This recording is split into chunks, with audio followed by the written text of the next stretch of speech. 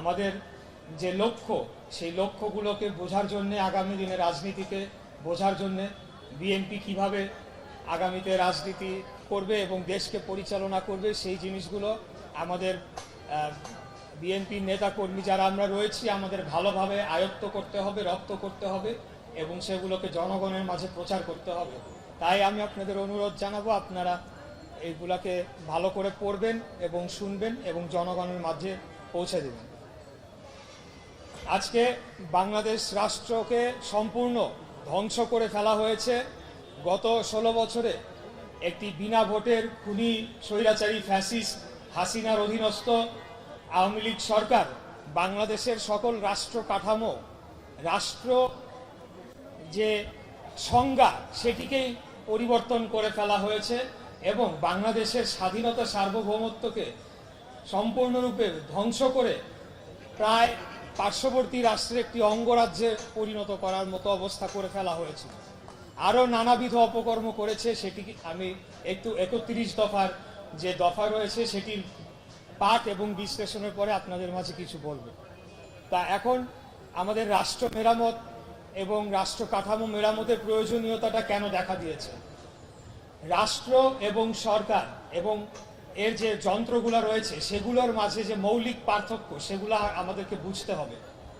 একটি রাষ্ট্র হচ্ছে একটি স্বাধীন ভূখণ্ড এবং সেখানে বসবাসকারী একটি জনগোষ্ঠী। এটি স্থায়ী একটি সত্তা, এর পরিবর্তন হয় না এবং তার নিজস্ব সিদ্ধান্ত নেওয়ার ক্ষমতা রয়েছে। তার বিদেশি রাষ্ট্রের সাথে তার বিভিন্ন কূটনৈতিক বাণিজ্যিক সম্পর্ক ইত্যাদি করার একটা তার অধিকার এবং ক্ষমতা রয়েছে।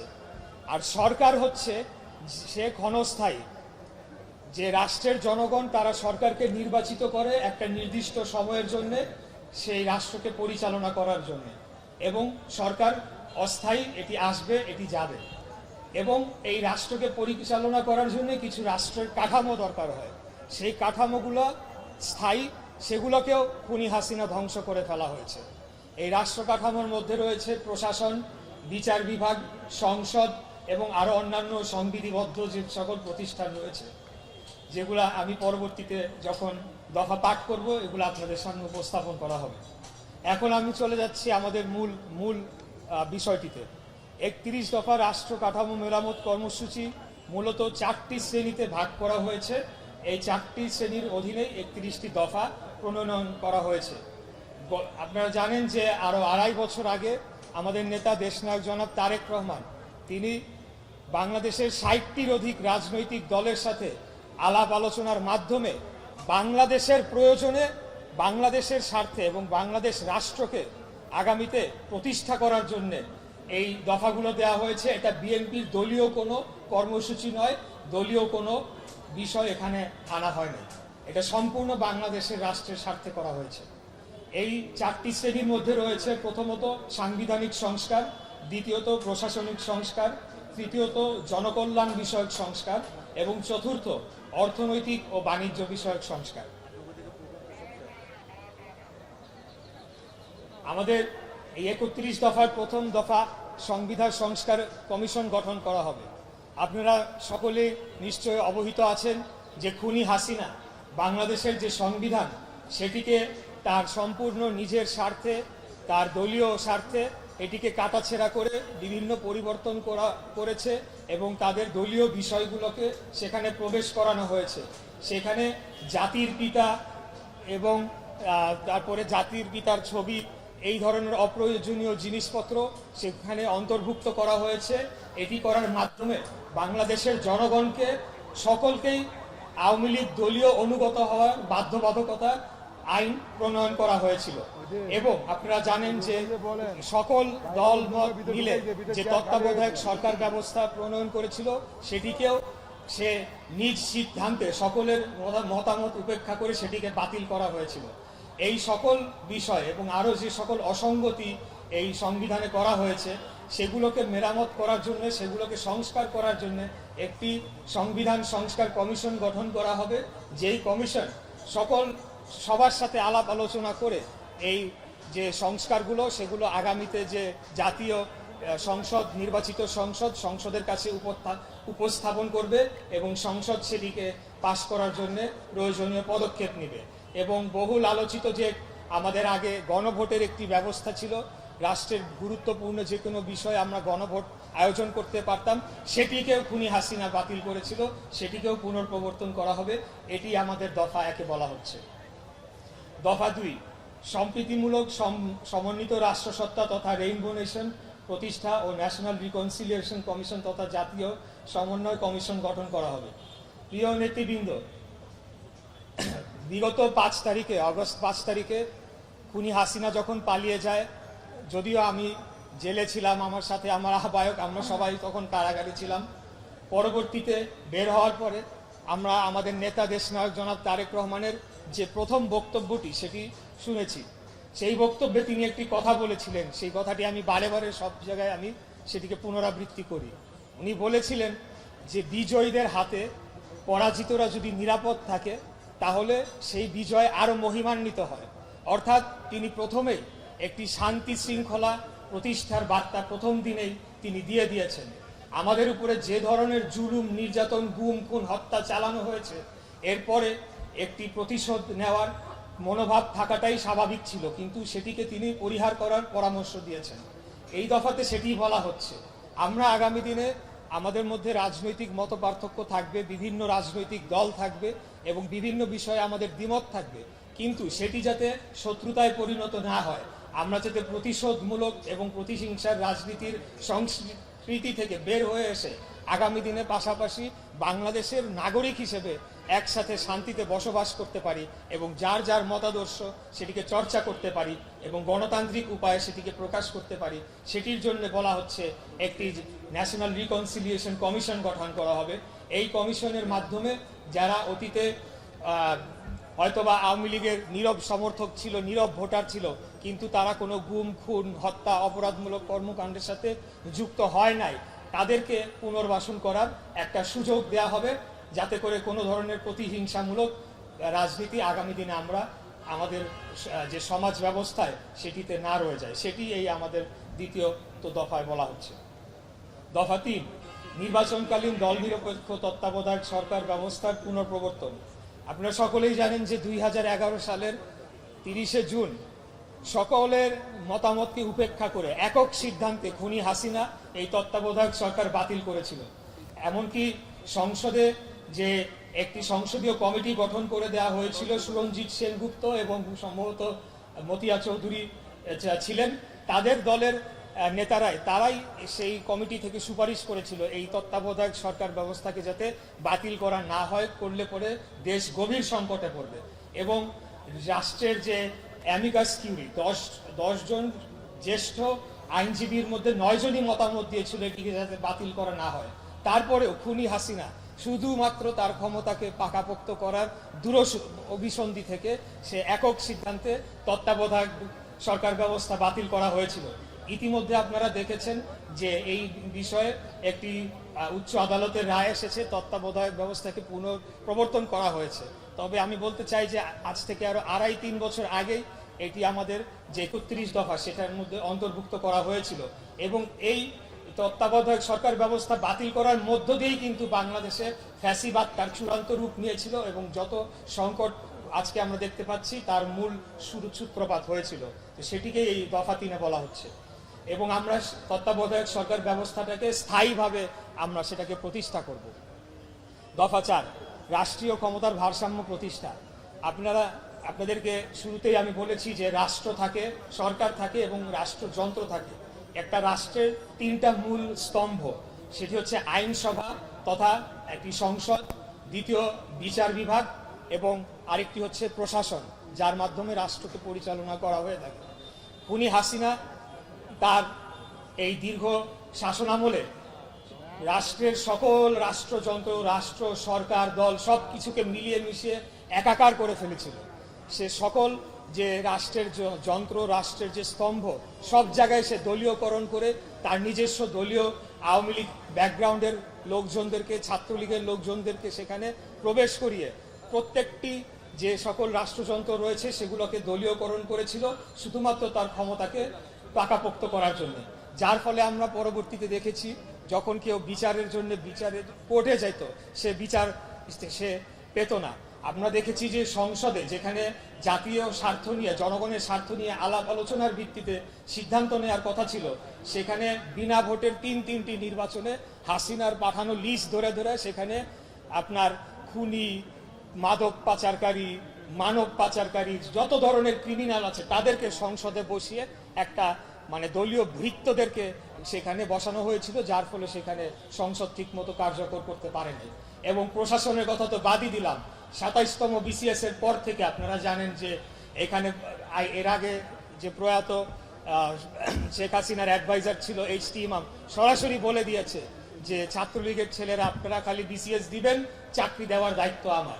রাষ্ট্রের প্রশাসনের রন্ধ্রে রন্ধ্রে তারা আওয়ামী লীগ, যুবলীগ, ছাত্রলীগের লোকজনকে চাকুরি দিয়ে একেবারে পুরোপুরি দলীয়করণ করেছে এবং এমনভাবে প্রশাসনকে সাজানো হয়েছে যে বিরোধী দল মতকে দমন করো, নিপীড়ন করো, ধ্বংস করো, বিএনপিকে কিভাবে শায়েস্তা করতে হয় শেষ করো, এই ধরনের কাজে ব্যবহার করা হয়েছে। আমাদের এই দফাতে এটি বলা হচ্ছে যে আমাদের যে নির্দিষ্ট কাজ একটা নির্বাচিত সরকারের, সেটা হলো রাষ্ট্র পরিচালনা করা। আমরা সেখানে অন্যান্য যে স্তম্ভগুলো রয়েছে সেখানে হস্তক্ষেপ করব না, বিচার বিভাগকে স্বাধীনভাবে তার কাজ করতে দিব।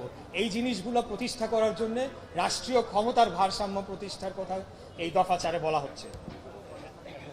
দফা 5, প্রধানমন্ত্রী দায়িত্ব পালনের সময়সীমা নির্ধারণ। এটা খুব সহজেই অনুমেয় যে এখানে কি বলা হচ্ছে, এবং আমি মনে করি যে আমাদের নেতার পক্ষ থেকে এরকম একটি ঘোষণা আসা একটা যুগান্তকারী উনি ঘোষণা দিয়েছেন। কারণ আমরা যদি সবকিছু বিবেচনা করি, বিএনপির জনপ্রিয়তা এবং আমাদের যে রাষ্ট্র ব্যবস্থা, সেখানে সহজেই অনুমেয় যে আগামীতে একটা নির্বাচন, সুষ্ঠু নির্বাচন হলে আমাদের নেতা দেশনায়ক জনাব তারেক রহমান তিনিই প্রধানমন্ত্রী আসীন হবেন। সেই জায়গা থেকেও তিনি নিজেই ঘোষণা দিয়েছেন যে পরপর 2বারের বেশি কেউ প্রধানমন্ত্রীর দায়িত্ব পালন করতে পারবে না। এখন এটি কেন করা হয়েছে? একজন ব্যক্তি যদি অনির্দিষ্টকালের জন্য তার দায়িত্ব পালন করার সুযোগ পেয়ে যায়, তখন সে ধীরে ধীরে ধীরে স্বেচ্ছাচারী হয়ে ওঠে এবং তার চূড়ান্ত রূপ হচ্ছে একটা ফ্যাসিবাদ আকার ধারণ করা, যেটি আমরা অতীতে খুনি হাসিনার মাধ্যমে দেখতে পেয়েছি। এখানে সেটি বলা হচ্ছে যে পরপর 2 মেয়াদের বেশি কেউ প্রধানমন্ত্রীর দায়িত্ব পালন করতে পারবে না, এটিও আমাদের সংবিধানে নিয়ে আসা হবে। দফা 6, আইনসভায় উচ্চ কক্ষের প্রবর্তন। আপনারা জানেন যে আমাদের যে দেশের প্রচলিত যে রাজনৈতিক কাঠামো এবং ব্যবস্থা এবং রাজনৈতিক যে দলের যে স্ট্রাকচার রয়েছে, সেখানে অনেক দেশের জ্ঞানী গুণী ব্যক্তিরা রয়েছেন, অনেক শিক্ষাবিদরা রয়েছেন, সাংস্কৃতিক জীবনের যে আঙ্গনের লোকজনেরা রয়েছেন, অনেক পেশাজীবীরা রয়েছেন, যারা রাষ্ট্র পরিচালনায় গুরুত্বপূর্ণ দায়িত্ব পালন করতে পারে, যারা সংসদে বসে জনস্বার্থে তারা একটা মতামত প্রদান করতে পারে। কিন্তু তাদের পক্ষে রাজনীতি করে একটা দলের মনোনয়ন নিয়ে নির্বাচন করে সংসদে যাওয়া এটি সম্ভব হয়ে ওঠে না আমাদের প্রচলিত রাজনৈতিক কাঠামোতে। এখানে এটি বলা হচ্ছে যে একটি উচ্চ কক্ষ এখানে তৈরি করা হবে, যেটি যুক্তরাজ্যের ওয়েস্টমিনিস্টারিয়াল স্টাইল গভর্নমেন্ট যেটাকে আমরা বলি, সেই আদলে এটিকে করা হবে। সেখানে উচ্চ কক্ষে আমরা এই জ্ঞানী গুণী ব্যক্তিদেরকে মনোনীত করে নিয়ে আসব এবং তারা রাষ্ট্র পরিচালনায় জনগণের মতামতের ভিত্তিতে সেখানে মতামত প্রদান করবে জনস্বার্থে, এবং করার মাধ্যমে বাংলাদেশ রাষ্ট্র বিনির্মাণে তারা গুরুত্বপূর্ণ ভূমিকা রাখবে। এতে বাংলাদেশ রাষ্ট্র এবং জনগণ লাভবান হবে। এখানে সেটি বলা হচ্ছে যে একটি উচ্চকক্ষ গঠন করা হবে। সংবিধানের আমাদের দফা 7, সংবিধানের 70 অনুচ্ছেদ সংশোধন করা হবে। 70 অনুচ্ছেদ বিষয়ে আপনারা সকলেই অবশ্যই অবহিত আছেন, তারপরে আমি আবার একটু মনে করিয়ে দিতে চাই। এই অনুচ্ছেদ অনুযায়ী একটি সরকারি দল যদি কোনো বিল উত্থাপন করে এবং সেটি যদি কোনো কারণে কোনো সংসদ সদস্যের মনে হয় যে সেটি জনস্বার্থের বিরুদ্ধে বা জনগণের বিরুদ্ধে যাচ্ছে, তখন তার পক্ষে গিয়ে সেই বিলের বিরুদ্ধে মতামত রাখার সুযোগ থাকে না। যদি সে সেই বিলের বিপক্ষে মতামত দেয় তাহলে তার সংসদ সদস্য পদটি বাতিল হয়ে যাবে। এখানে সেটি বলা হচ্ছে যে 70 অনুচ্ছেদকে এমনভাবে মার্জন এবং সংশোধন করা হবে যে 4টি গুরুত্বপূর্ণ বিষয়, সেটি হচ্ছে রাষ্ট্রের নিরাপত্তাজনিত বিষয়, সংবিধান সংস্কার বা সংবিধান পরিবর্তন জনিত বিষয়, অর্থ বিল এবং আস্থা বিল, এই 4টি বিল বাদে অন্য যে কোনো বিল সংসদে উত্থাপন করা হলে সেখানে যদি একজন বা একাধিক সংসদ সদস্য মনে করে যে এটি আমার দলের, ঠিক আছে আমার দল এই বিলটি উত্থাপন করেছে কিন্তু এটি জনগণের বিরুদ্ধে যাচ্ছে, এটা রাষ্ট্রের বিরুদ্ধে যাচ্ছে, তখন সে সেই বিলের বিপক্ষে ভোট দান করতে পারে, মতামত রাখতে পারে। এর মাধ্যমে সংসদকে আরো অধিকতর গণতন্ত্রীকরণের জন্য এই সংশোধনটি করা হবে, এটি আমাদের দফা সাথে বলা হচ্ছে। দফা 8, নির্বাচন কমিশন ও নির্বাচন ব্যবস্থার সংস্কার এবং সংশ্লিষ্ট আইন ও বিধি সংশোধন। এটি খুব সহজেই অনুমেয় যে এখানে কি বলা হচ্ছে। বিগত দিনে নির্বাচন কমিশনকে আমরা দেখেছি যে নির্বাচন কমিশনার বা প্রধান নির্বাচন কমিশনার তারা হাসিনার ভৃত্যের মতো আচরণ করেছে। হাসিনার চাকর, মানে বাসার চাকরের থেকেও তার ক্ষমতা কম ছিল।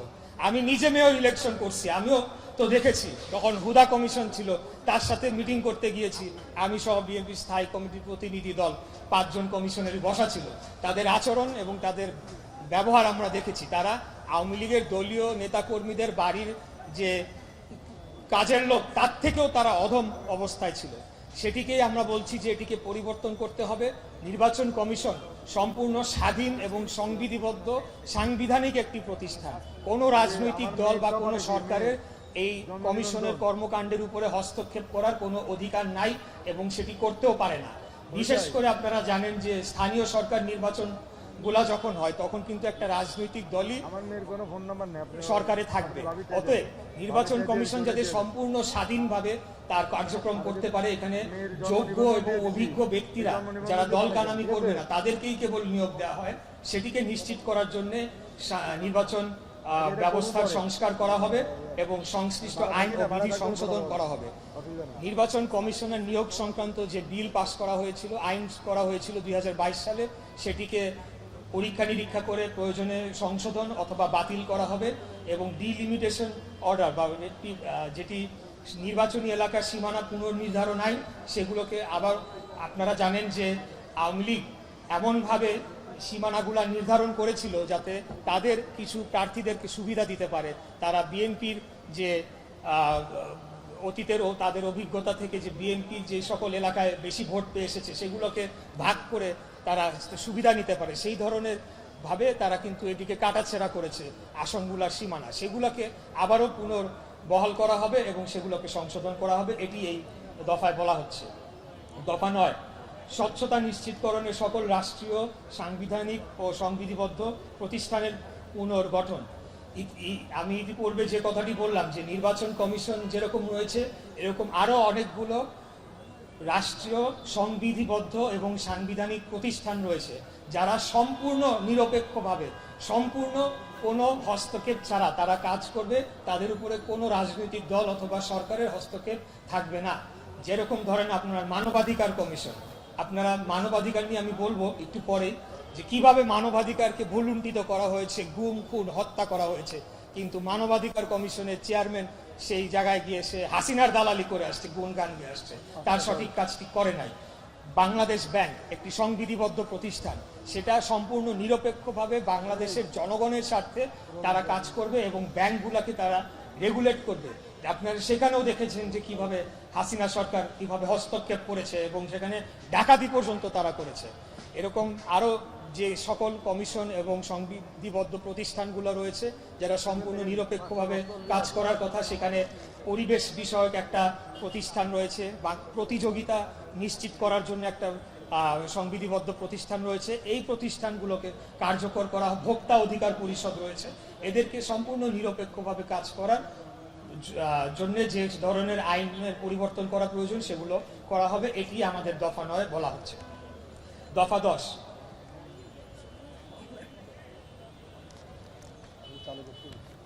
জুডিশিয়াল কমিশন গঠন, সুপ্রিম জুডিশিয়াল কাউন্সিল পুনঃপ্রবর্তন ও সংবিধানের আলোকে বিচারপতি নিয়োগ আইন প্রণয়ন করা হবে।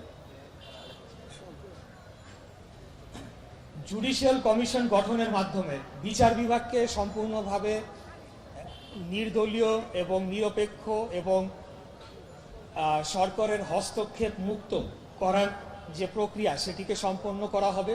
এই জুডিশিয়াল কমিশনের মাধ্যমে বিচারপতিদের নিয়োগ এবং বিচারপতিদের বদলি ইত্যাদি কার্যক্রম সম্পন্ন করা হবে। আপনারা জানেন এখন আইন মন্ত্রণালয় নামে যে মন্ত্রণালয়টি রয়েছে সেটি এই কাজগুলো করে থাকে বিধায় বিচারকরা এবং বিচারপতিরা অনেক সময় জিম্মি হয়ে পড়ে। সেখানে সচিব বলেন, আইনমন্ত্রী বলেন, তারা নিজেরাই দেখা গিয়েছে যে ফোন করে করে বলে দিত এই যে কোন রায় কিভাবে লিখতে হবে, বা তারা রায় লিখে পাঠিয়ে দিত যেটা পড়ে এভাবে শোনাই দিলেই হবে। এই জিনিসগুলো যাতে না হয়, বাংলাদেশের জনগণ যাতে সম্পূর্ণ নিরপেক্ষভাবে তাদের ন্যায় বিচার পেতে পারে, সেজন্য জুডিশিয়াল কমিশন গঠন করার মাধ্যমে এই বিষয়টিকে নিশ্চিত করা হবে এবং এখানে প্রয়োজনীয় সংস্কারগুলো আনা হবে। সুপ্রিম জুডিশিয়াল কাউন্সিল পুনর্প্রবর্তন করা হবে। সুপ্রিম জুডিশিয়াল কাউন্সিলের মাধ্যমে যদি কোনো বিচারপতিকে অভিশংসন অথবা বরখাস্ত করতে হয়, তার বিরুদ্ধে কোনো অভিযোগ আসে, সেটি সেই সুপ্রিম জুডিশিয়াল কাউন্সিল করবে। সুপ্রিম জুডিশিয়াল কাউন্সিল হলো বিচারপতিদের সমন্বয়ে গঠিত একটা কাউন্সিল। এখানে সরকারের কোনো হস্তক্ষেপ থাকবে না, অর্থাৎ বিচার বিভাগকে সম্পূর্ণরূপে পৃথকীকরণের যে কাজটি করা হবে সেটি এই দফা 10-এ বলা হচ্ছে। প্রশাসনিক সংস্কার কমিশন গঠন। আপনারা সকলেই জানেন যে সারা পৃথিবীতে প্রশাসন মানেই হচ্ছে যে জনগণের ট্যাক্সের টাকায় বেতনভুক্ত তারা কর্মচারী, তাদেরকে রাখা হয়েছে, তারা আমাদেরকে সেবা দিবে। সেটা হোক পুলিশ প্রশাসন বা অন্য যে কোনো প্রশাসন, সরকারি যে কোনো প্রতিষ্ঠান, তারা আমাদের ট্যাক্সের টাকায় বেতন পায়। কিন্তু আমরা বিগত দিনে দেখেছি যে তারা প্রভুর আচরণ করেছে, তারা আমাদেরকে প্রজা বানিয়ে ছেড়েছে। তাদের অধীনে আমাদেরকে মনে হয়েছে যে তারা রাজা, আমরা প্রজা, আমরা মনে হয় তাদের কাছে দায়বদ্ধ। সেই জিনিসগুলোকে সংস্কার করার জন্য এবং আগামীতে প্রশাসনে যারা আসবে তারা যাতে এই জিনিসগুলোকে উপলব্ধি করতে পারে যে তাদের কাজ জনগণকে সেবা দেওয়া এবং জনগণের টাকায় তারা ট্যাক্সের টাকায় তাদের বেতন হয়, সেইভাবে যারা তারা আচরণ করে সেটিকে নিশ্চিত করার জন্য এবং মেধা, সততা, সৃজনশীলতা, দক্ষতা ও অভিজ্ঞতা সম্পন্ন ওই দলীয় আওয়ামী লীগ ব্যাকগ্রাউন্ড 14 গোষ্ঠী ডিএনএ খুঁজে বের করে এনে বসাই দিলাম, সেই সব জিনিস রোধ করার জন্য প্রশাসনিক সংস্কার কমিশনের মাধ্যমে একটি সুনির্দিষ্ট সুপারিশমালা সেটি সংসদে উপস্থাপন করা হবে। আগামী নির্বাচিত সংসদ সেটিকে পাশ করার জন্য প্রয়োজনীয় উদ্যোগ নেবে। মিডিয়া কমিশন গঠন। আপনারা দেখেছেন যে মিডিয়াকে কিভাবে প্রথমত গলা টিপে হত্যা করেছে সাংবাদিক ভাই ও বোনেরা, যারা সত্যটি প্রকাশ করতে চেয়েছেন সেটি যখনই সরকারের বিরুদ্ধে গিয়েছে তাদেরকে হত্যা পর্যন্ত করা হয়েছে। আজ পর্যন্ত আমরা সাগররুনি হত্যাকাণ্ডের বিচার দেখতে পাই নাই। বহু সাংবাদিক ভাইদেরকে আপনারা দেখবেন যে ইতিপূর্বে দেশ ছাড়া করা হয়েছে, মামলা দেওয়া হয়েছে, জেলে নেওয়া হয়েছে, জেলে তাদের মৃত্যুও ঘটেছে।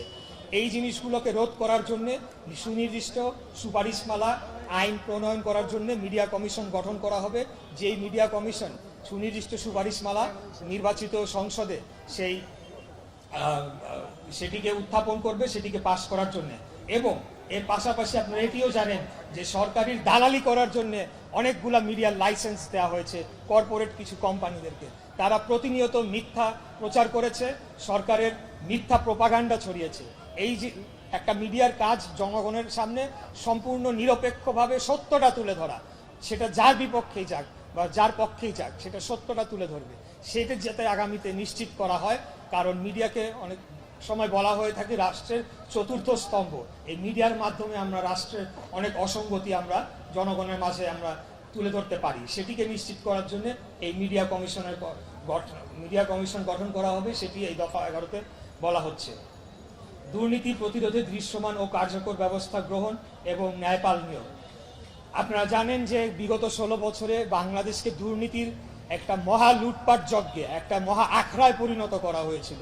সেখানে প্রত্যেকটি রাষ্ট্রীয় যে প্রজেক্ট, রাষ্ট্রের যে উন্নয়ন প্রকল্প, সেখানে 1 টাকার জিনিস 1000 টাকায় কেনা হয়েছে, 10 টাকার জিনিস 1 লক্ষ টাকায় কেনা হয়েছে, 30,000 টাকার জিনিস 30 লক্ষ টাকায় কেনা হয়েছে, পদ্মা সেতুর ব্যয় 4 গুণ বাড়ানো হয়েছে। এই যে সকল দুর্নীতিগুলা, এই সকল দুর্নীতি শ্বেতপত্র প্রকাশ করা হবে। যারা যারা দুর্নীতি করেছে তারা যত প্রভাবশালী ব্যক্তি হোক না কেন, যত বড় কোম্পানি হোক না কেন, যত বড় গ্রুপ, যত বড় ভূমিদস্যু হোক না কেন, যত বড় মাফিয়া সিন্ডিকেট হোক না কেন, তাদের সকলের দুর্নীতির শ্বেতপত্র জনগণের সামনে প্রকাশ করা হবে। তাদের বিরুদ্ধে প্রয়োজনীয় আইনানুগ ব্যবস্থা নিয়ে তাদেরকে কারাগারে নিক্ষেপ করে তাদের বিচার এবং শাস্তি নিশ্চিত করা হবে। এটি এই দফায় বলা হচ্ছে।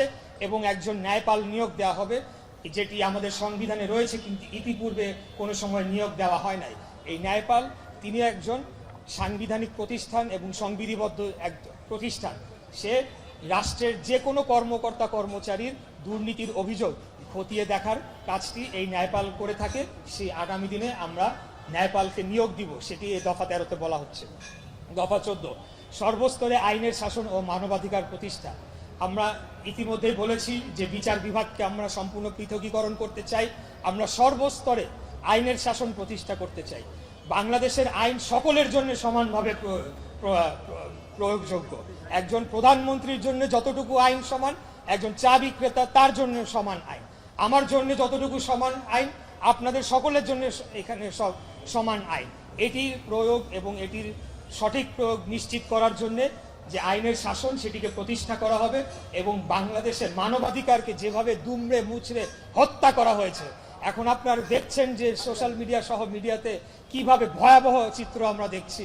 এই যে কি বলে আয়না ঘরের চিত্রগুলা, এটা তো মানে ভাষায় প্রকাশ করা যায় না যে এইরকম ভাবে বছরের পর বছর, মানে আমরা তো আমাদের প্রাণীদেরকে ওইভাবে একটা খাঁচার মধ্যে বন্দি করে রাখতে পারি না।